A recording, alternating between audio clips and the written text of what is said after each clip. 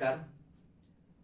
संसद यानी लोकसभा राज्यसभा लोकसभा संबंधित पहले एक वीडियो बन चुका है जो कि पार्ट 1 के तहत में आपके इस चैनल के माध्यम से आप तक पहुंचाया गया है।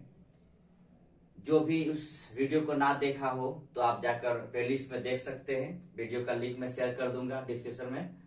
आज उसी कड़ी को आगे बढ़ाते हुए लोकसभा के कुछ और पॉइंट्स हैं, कुछ अवधारणाएं हैं, उसको हम लोग क्लियर करना चाहेंगे। तो चलिए आगे बढ़ते हैं लोकसभा में। दोस्तों, जितना मैं बता चुका हूं उससे मैं आगे जा रहा हूं। उससे आगे का जो टॉपिक है लोकसभा के तहत में वो है सदस्यों का निर्वाचन।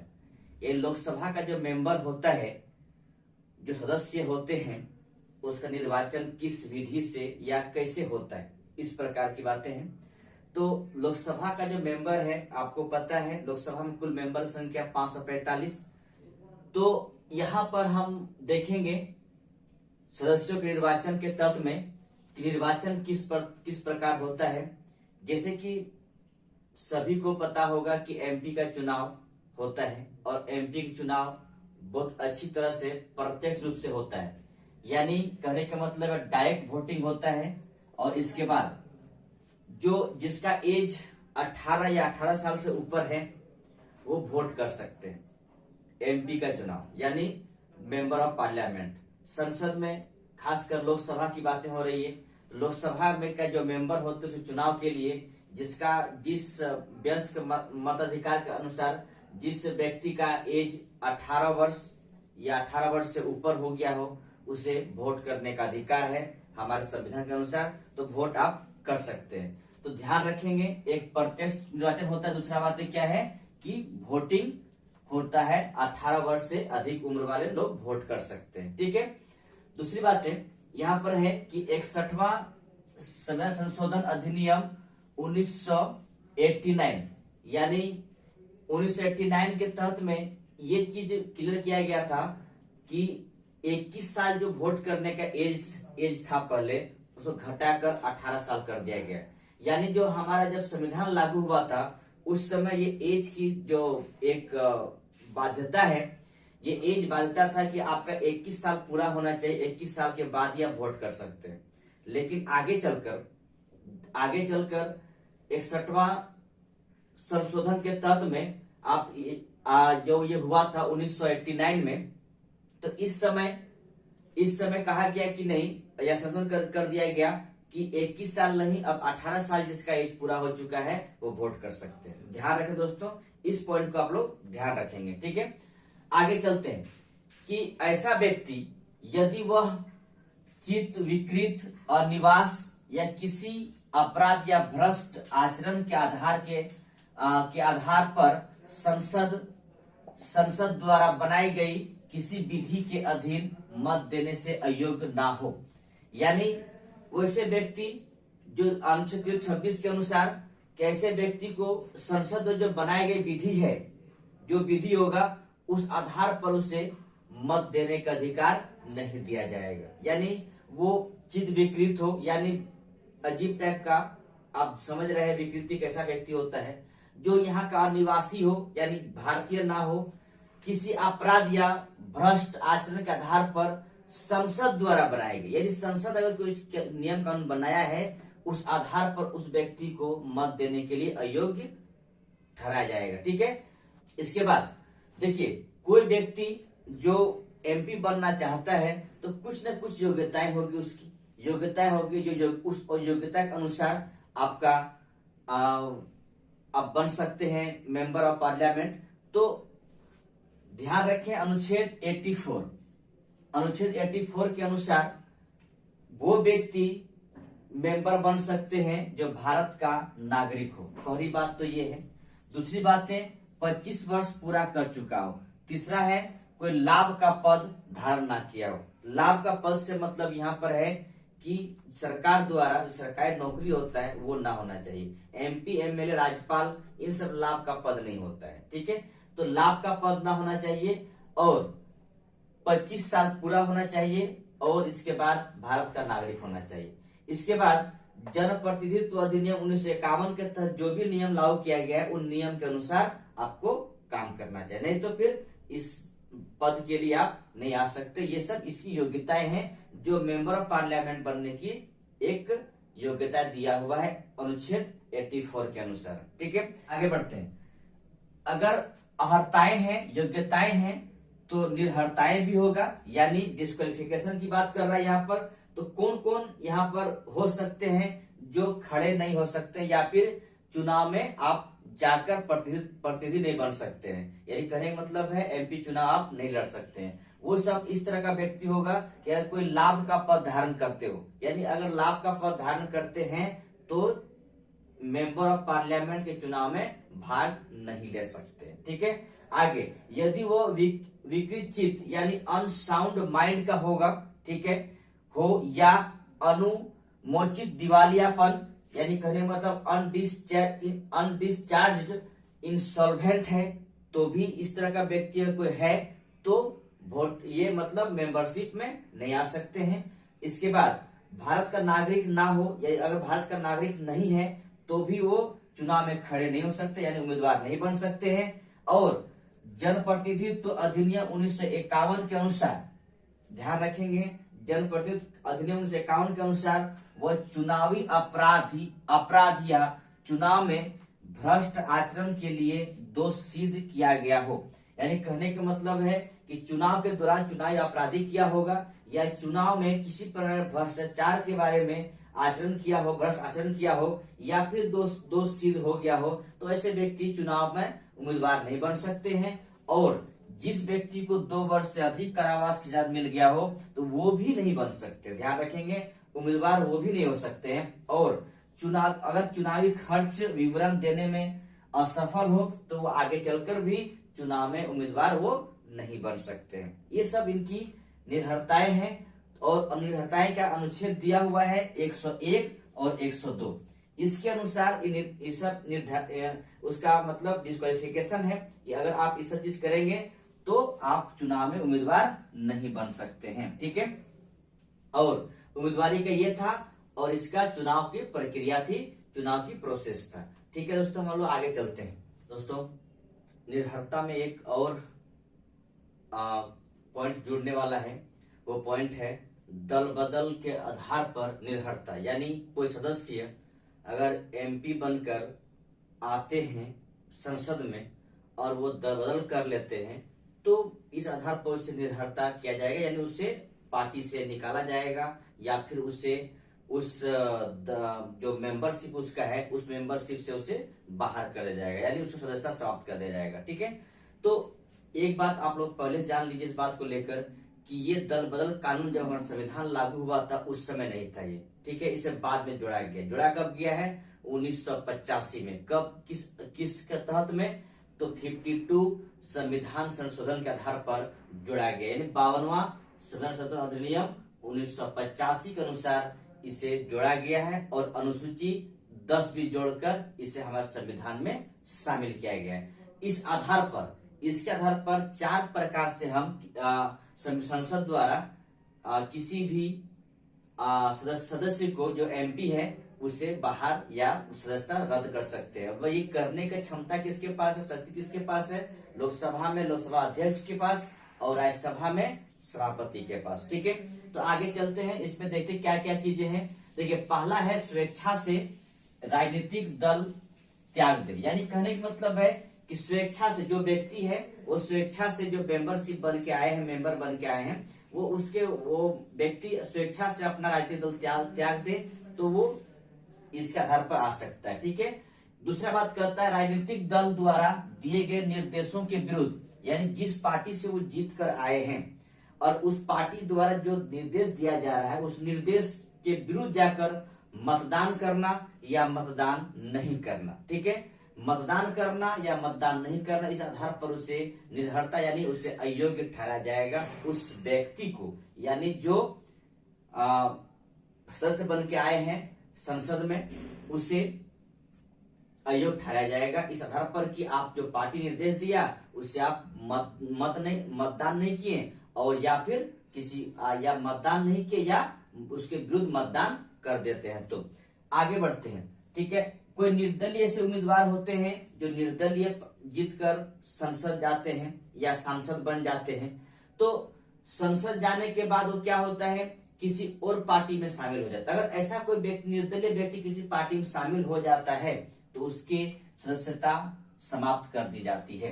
इसके बाद चौथा कहता है कि जैसे कि राष्ट्रपति दो व्यक्ति का नाम ये करते हैं, मनोनीत करते हैं या नाम निर्देशित करते हैं, अगर वो व्यक्ति किसी दल में शामिल हो जाता है, किसी पार्टी में शामिल हो जाता है, तो उसे भी अयोग्य करार दिया जाता है या फिर उसका सदस्यता रद्द कर दी जाती है। तो इस प्रकार 4 प्रकार से दल बदल के आधार पर किसी भी मेंबर ऑफ पार्लियामेंट के सदस्य को निर्हरता यानी उसे उसकी मेंबरशिप समाप्त किया जा सकता है। ठीक है, आगे बढ़ते हैं। देखिए, कुछ ऐसी भी परिस्थिति होता है जिससे उसकी स्थान रिक्त होता है। किसका स्थान, यानी सांसद के स्थान रिक्त हो जाता है। तो मेंबर ऑफ पार्लियामेंट का जो व्यक्ति है, किसी कारणवश से कोई कारणवश ऐसा होता है जिससे उसका पद रिक्त हो जाता है या स्थान रिक्त हो जाता है। तो रिक्त होने की क्या क्या वजह है? देखिए, दोहरी सदस्यता। सपोज कीजिए क्योंकि कोई ऐसा व्यक्ति हो जो लोकसभा में भी जीत गया हो और पहले से राज्यसभा का मेंबर हो और लोकसभा में आकर वो बाद में जीत गए, यानी लोकसभा का जब चुनाव हो रहा था वो उम्मीदवार के तौर पर आए और वो चुनाव जीत गए। अगर ऐसा होता है तो उसे एक जगह का सीट को छोड़ना पड़ेगा। ठीक है, दोहरी सदस्यता के साथ में क्या क्या प्रॉब्लम है कि अगर वो राज्यसभा का मेंबर है और राज्यसभा के मेंबर से साथ साथ में लोकसभा मेंबर अगर बन जाते हैं तो उसे राज्यसभा के मेंबर को त्यागपत्र देना पड़ेगा या फिर लोकसभा त्यागपत्र देना पड़ेगा। जबकि लोकसभा को बन गए तो सिंपल सी बात है, राज्यसभा के मेंबर को त्यागपत्र देते हैं। अगर राज्यसभा सदस्यता को त्यागपत्र नहीं देते हैं तो अपने आप 10 दिन के अंदर ही वो राज्यसभा का सदस्यता रद्द कर दिया जाएगा। ठीक है, आगे दूसरा में कहता है निर्हरता। निर्हरता के बारे में अभी बताया, इसके बारे में बोलने की आवश्यकता नहीं है। आगे चलकर पद त्याग। किसी कारणवश से आप पद को त्यागते हैं, यानी उस पद को त्याग देने वाली बात होती है। तो पद त्यागते हैं, उस आधार पर भी उसकी सदस्यता स्थान रिक्त होता है और उसकी जगह पर किसी और को बाद में चुनाव द्वारा फिर दूसरा व्यक्ति आ जाते हैं। ठीक है, और इसके बाद चौथा पॉइंट है अनुपस्थिति। अगर संसद में लगातार 60 दिन तक अगर आप अनुपस्थित रहते हैं किसी कारणवश से तो सदस्यता समाप्त कर दिया जाएगा। ध्यान रखेंगे कि अगर 60 दिनों तक अनुपस्थित रहते हैं तो सदस्यता समाप्त कर दिया जाएगा। तो इस आधार पर स्थानों का रिक्त होती है। ध्यान रखें दोस्तों, दोहरी सदस्यता के तहत में, निर्हरता के तहत में, पदत्याग के तहत में और अनुपस्थिति के तहत में आपकी स्थानों का रिक्त होगा। अगर इस आधार पर होता है तो इसके रिक्त स्थान को बाद में चुनाव द्वारा फिर भरा जाता है। ठीक है, आगे चलते हैं कार्यकाल के बारे में, यानी हमारे मेंबर ऑफ पार्लियामेंट का कार्यकाल कितना होता है। क्या कार्यकाल होता है? तो आपको याद है या आपको ध्यान होगा कि मेरा कार्यकाल यानी कहने के बाद संसद जो का कार्यकाल होता है वो 5 साल है। लोकसभा का जो कार्यकाल है वो 5 साल है। ठीक है, और इसका अनुच्छेद दे रखा हुआ है 83 का 2 यानी 83 का 2 में कहता है कि लोकसभा कार्यकाल 5 साल होता है। वो कब से? प्रथम बैठक से, यानी जिस दिन का पहला बैठक हुआ उस दिन से 5 साल तक उसका कार्यकाल होता है। दूसरी बात है 5 साल के पूर्व भी पीएम के परामर्श पर यानी प्रधानमंत्री के परामर्श पर प्रेसिडेंट राष्ट्रपति द्वारा भंग किया जा सकता है। दोस्तों, अगर लोकसभा को भंग करना हो तो पीएम के परामर्श पर, प्रधानमंत्री के परामर्श पर राष्ट्रपति द्वारा भंग किया जा सकता है। यानी 5 साल के पूर्व भी पीएम चाहे तो राष्ट्रपति को परामर्श देंगे और प्रेसिडेंट इस लोकसभा के वर्तमान कार्यकाल को भंग कर सकते हैं। दूसरी बात है, लोकसभा का जो कार्यकाल है 5 साल के बाद भी आगे बढ़ाया जा सकता है उस परिस्थिति में जब राष्ट्रीय आपात लागू हो तो उस आधार पर लोकसभा के जो कार्यकाल होगा वो आगे बढ़ाया जा सकता है, लेकिन एक बार में 1 साल इस तरह करके बढ़ाया जा सकता है। और ध्यान रहे, इस बात को ध्यान रखना आप लोग दोस्तों कि अगर सपोज करें कि अगर राष्ट्रीय आपात समाप्त हो जाए तो जस्ट 6 महीना में, राष्ट्रीय आपात समाप्त होते ही 6 मंथ के अंदर ही आपको लोकसभा का चुनाव करवा लेना होगा। ठीक है, आगे बढ़ते हैं। 42वें संशोधन के तहत में, 42वें संशोधन के तहत में कहा गया था कि लोकसभा कार्यकाल 6 वर्ष का होगा। ठीक है, 6 वर्ष का होगा। लेकिन अगले ही जब जनता पार्टी सरकार आई उसमें 44वें संशोधन किया गया और कह दिया गया कि नहीं, कार्यकाल 5 वर्ष ही होगा। और अभी भी हमारा कार्यकाल जो है वो 5 वर्ष ही है, ना कि 6 वर्ष है। ठीक है, इसके बाद शपथ और प्रतिज्ञान, यानी कहने का मतलब है कि हमारे मेंबर ऑफ पार्लियामेंट या एमपी होते हैं, सांसद होते हैं, वो शपथ जो लेते हैं वो किसके पास लेते हैं। ध्यान रखें दोस्तों, अनुच्छेद 99 के अनुसार यानी 99 के अनुसार राष्ट्रपति के पास शपथ लेते हैं, राष्ट्रपति के समक्ष शपथ लेते हैं, या फिर उसके द्वारा नियुक्त किसी व्यक्ति के समक्ष शपथ ग्रहण करते हैं या लेते हैं। कौन? सांसद, मेंबर ऑफ पार्लियामेंट यानी लोकसभा का मेंबर। ठीक है, और ध्यान रखें इस बात को लेकर कि अनुसूची 3 में जो दिया गया शपथ है उन्हीं के आधार पर लिया जाता है। और ऐसा कभी कभी हो सकता है कि ये यदि शपथ ना ले व्यक्ति और किसी कारणवश से अगर वो लोकसभा में जाकर बैठते हैं तो पहली बात तो वो वोटिंग नहीं कर सकते हैं। ठीक है, वोटिंग नहीं कर सकते। और अगर बैठते हैं किसी कारणवश से तो प्रतिदिन के हिसाब से 500 रुपया प्रतिदिन के हिसाब से देना पड़ेगा। यानी उस व्यक्ति को, उस मेंबर को, उस सदस्य को जो चुनाव जीत कर आए हैं और शपथ नहीं लिए हैं तो 500 रुपया पर डे के हिसाब से देना पड़ जाएगा। ठीक है, तो ये था आपका कुछ बातें। आगे चलते हैं और कुछ बातें और जानने की कोशिश करेंगे। जो लोकसभा मेंबर हैं उनका वेतन भत्ता क्या होता है उनको जानने की कोशिश करेंगे हम लोग। देखिए, वेतन के रूप में उसे 1 लाख रुपया दिया जाता है। ठीक है, वेतन के रूप में 1 लाख रुपया दिया जाता है।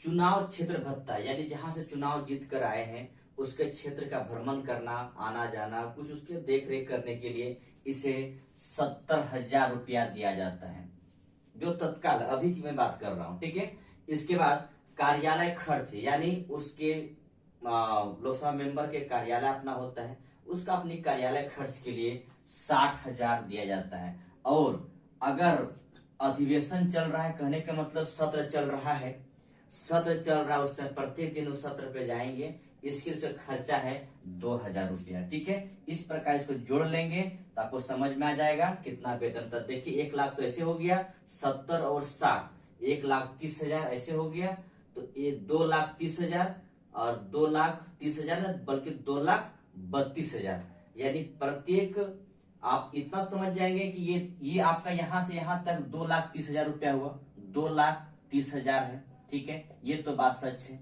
ठीक है, लेकिन जब सत्र चालू होगी तो प्रत्येक दिन उसे 2,000 रुपये मिलेगा। तो यानी प्रत्येक मंथ किसी लोकसभा मेंबर को 2,30,000 रुपया दिया जाता है। ठीक है, इतना दिया जा रहा है। और इसके बाद प्रत्येक सत्र में प्रत्येक दिन के अनुसार उसे 2,000 रुपया पर डे हिसाब से मिलता है। ठीक है, मतलब कार्य करने पर, जाने पर, कहीं मतलब संसद जाने पर। ठीक है, आगे देखिए, अधिवेशन और गणपूर्ति यानी कोरम।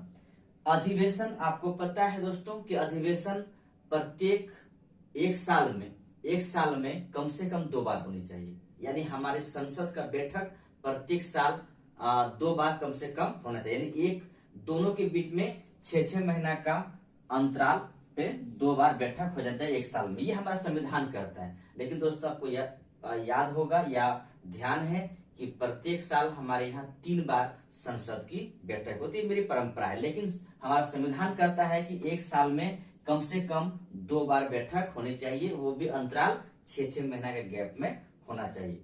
दूसरी बात, कोरम पूरा होना चाहिए। वो कहता है कि जो कुल मेंबर मेरे पास है जितना, यानी 545 मेंबर है लोकसभा में, उसका 1/10 अगर हो जाता है मेंबर तो कोरम पूरा हो जाएगा। तो यहाँ पर अगर 1/10 का मतलब अगर 545 का 1/10 करेंगे तो 54.5 होगा।